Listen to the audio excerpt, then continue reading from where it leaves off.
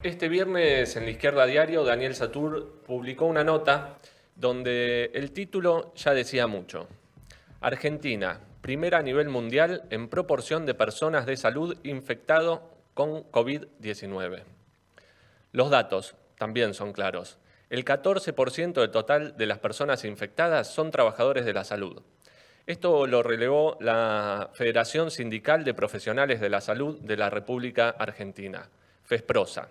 Son datos hechos en base a estadísticas públicas. Este de por sí ya es un indicio de lo que son las décadas y décadas de desinversión en la salud pública y también nos marca a dónde nos lleva un modelo donde gran parte de la salud está directamente dirigida bajo el afán de lucro y no de la salud. Vemos dónde no fue la plata que se fue con la fuga de capitales o la deuda externa. Incluso en este 2020, 5.000 millones de dólares cash más 2.000 millones de dólares pagados en pesos se fueron en deuda pública. Esta deuda era plata constante y sonante que estaba en Argentina, que podría haber ido a los recursos que, como vimos en este programa, faltan en la salud y, sin embargo, se la llevaron los buitres. Hay algo que me interesa remarcar. En todos estos casos de COVID-19, en las estructuras, sean de sectores de salud, en el subte o en distintos lugares de trabajo, si se tomó alguna resolución para frenar la expansividad del virus, fue gracias a las medidas de los trabajadores y porque ellos se plantaron. Es más, en algunos casos se quería tapar lo que pasaba. Hoy tuvimos la entrevista con las y los trabajadores del Hospital Italiano. Lo vimos en el subte también, donde fue gracias a una asamblea de las y los trabajadores en la línea B que se logró que se aplicara el protocolo, algo mínimo. Y también vimos, por ejemplo, los casos de la Providencia, que tienen 34 contagiados. Si las y los trabajadores de la Providencia, una clínica en plena ciudad de Buenos Aires, no se plantaban contra la desidia patronal, estos números hubieran crecido sin ningún tope, porque era la empresa la que no quería hacer los testeos, algo mínimo, elemental, que estaban pidiendo las y los trabajadores. La semana pasada, como comentaba hace un rato, Nicolás del Caño participó de la reunión con Alberto Fernández y los distintos jefes de bloque del Congreso. Ahí Nicolás del Caño hizo eje en esta situación de que el 14% de los infectados del país son trabajadores y trabajadoras de la salud y que esto es récord mundial. El mismo presidente reconoció que en muchos lugares aún faltan llegar insumos. Testeos para el personal de salud es algo mínimo. Tenemos que empezar a contemplar que sin eso no se puede seguir manteniendo un sistema porque son las mismas trabajadoras y trabajadores los que después son factor de contagio para el resto de la población.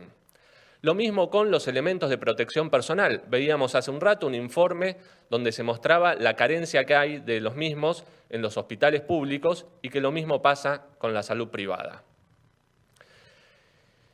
Intentamos pensar esto porque además de la falta de presupuesto en la salud pública, producto del desfinanciamiento, de la fuga de capitales, de pagar la deuda externa, de no tener una organización social en beneficio de las mayorías, sino de las ganancias de un grupo de empresarios, pero también lo vemos en la salud privada. Son los mismos empresarios que no quieren hacerle los testeos a sus trabajadores dentro de la salud privada, los que hicieron que rápidamente el gobierno tuviera que retroceder en una idea que era mínima, como es la centralización del sistema de salud en medio de una pandemia. Algo mínimo y elemental. Recordemos que Ginés, el ministro de Salud de la Nación, anunció que mediante un decreto de necesidad y urgencia se iba a centralizar el sistema de salud. Al otro día salieron algunos de los popes de estas grandes empresas privadas que lucran con nuestra salud y con nuestra vida a poner el grito en el cielo. Unas horas después se juntaron con el presidente Fernández y siga. Acá no se toca ningún negocio, ni siquiera el de la salud. Como pasó con los despidos en Techín, donde 1.500 familias quedaron en la calle. Ahora Paolo Roca amenaza con más despidos y suspensiones. Lo único que recibió por parte del gobierno fue un reto oral, porque después los despidos siguieron. Un dato que no se mostró en muchos lugares es que este mismo empresario, Paolo Rocca, en Bérgamo, Italia, hizo lobby, el mismo lobby que está intentando hacer acá en Argentina, para que las zonas industriales no entraran dentro de la cuarentena. El resultado está a la vista, lo pueden googlear, pueden buscar las fotos. Son camiones llevando miles y cientos de cadáveres en la ciudad de Bérgamo porque el sistema de salud colapsó. A eso es lo que nos quieren llevar. Pero volvamos a lo que está pasando con las y los trabajadores que están en la primera línea de nuestros cuidados, que no se están mostrando mucho por los grandes medios, como dicen sus mismos testimonios. ¿Por qué? Bueno, yo les doy una impresión personal. Los grandes medios opositores a nivel nacional muestran que lo que hay que hacer es volver a la normalidad, a esa situación donde todo el mundo siga trabajando porque ellos necesitan seguir manteniendo sus ganancias, sin ninguna medida, que todo siga como si acá no pasara nada. Es una locura.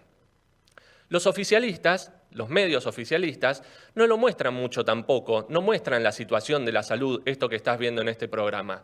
¿Por qué?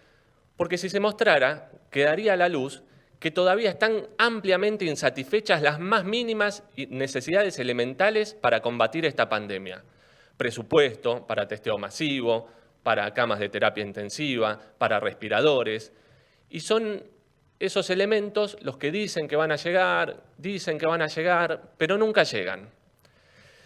Si se tomara realmente una discusión de lo que está pasando en el sistema de salud público y privado, se tendría que empezar a discutir la centralización del sistema de salud, algo mínimo, que parece que borraron los medios oficialistas y los medios opositores. Se tendría que poner en discusión también bajo control de quién van a estar estos establecimientos. Porque pensemos lo siguiente, ¿en quiénes van a confiar ustedes su salud o la de sus seres queridos? ¿Se la van a confiar a los empresarios que, como los de las empresas de medicina privada, siguen poniendo el afán de lucro por sobre las vidas de sus trabajadores y de todas las personas que se van a atender ahí? ¿Van a seguir en manos de quienes no son capaces de tomar una medida elemental contra esos empresarios para que la crisis no la paguen las grandes mayorías populares? Nosotros creemos que no, que tienen que estar en manos y en control de las y los trabajadores de salud, que son los que están en la primera línea de batalla y están poniendo el pecho aun cuando ni siquiera ellos mismos y ellas mismas están cubiertos. Ellos y ellas son los que saben lo que es necesario y los que tienen que tener la batuta en esta crisis. En esta crisis lo único que nos puede salvar es pensar un programa integral. Decir que sus ganancias van a correrse un costado, que su afán de lucro va a correrse un costado, plantear un plan integral de salud que contemple estos elementos básicos y también plantear un plan económico y social que empiece por revertir las prioridades, como decíamos, poniendo los recursos al servicio de que las mayorías puedan recibir un salario de emergencia en la cuarentena, de que no haya hambre en los barrios, de que quienes tienen que seguir yendo a trabajar lo puedan hacer en las condiciones que son necesarias para no poder contagiarse y expandir esta pandemia. Y para pensar todo ese plan integral de gobierno, la única alternativa es unir y confiar en las fuerzas de la clase trabajadora, porque hay una idea que hay que dar vuelta. Primero, en esta crisis, van a estar nuestras vidas.